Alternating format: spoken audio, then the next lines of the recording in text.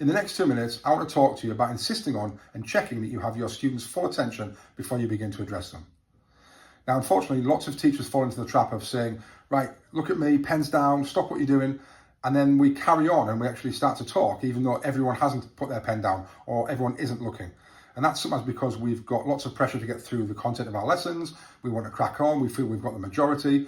But ultimately, there is no point carrying on if you have asked for quiet and you've asked for pens down and you haven't got it. One thing we can't think our students can do is to multitask. If they are writing something down and you've asked them to listen, they're probably not listening. And we know that ourselves, that even if we are writing the next question, we're not doing anything naughty or off task. We're just finishing a sentence off, or we're trying to get ahead of the game by writing the next question down. That doesn't really matter what they're doing. The fact that they're doing something that you've asked them not to do, and they're doing something that means that they're not concentrating on what you're saying because they're concentrating on writing something down, means that what you're doing is pretty pointless. So we've got to demand it. We've got to insist it. And a great way of doing this is to kind of, positively reinforce the ones who are doing it. Right, pens down, right, fantastic. Just waiting for one more group now. Front row have done it, second row have done it, fantastic. Just waiting for the last one now, brilliant, great.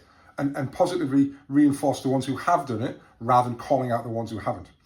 Teacher I used to work with was a master at this, and the way he did it was he would say, right, okay, pens down, hands free, and he would look, he would check, and then he would start writing on the whiteboard, but after about 2 or 3 seconds, he would then just stop and just check that actually they were still doing it. And the students got into the habit of knowing he would do that, and then they knew that he actually meant it rather than just write pens down, and then he starts writing away, not looking at what's happening, and people aren't even bothering looking. So make sure you check it.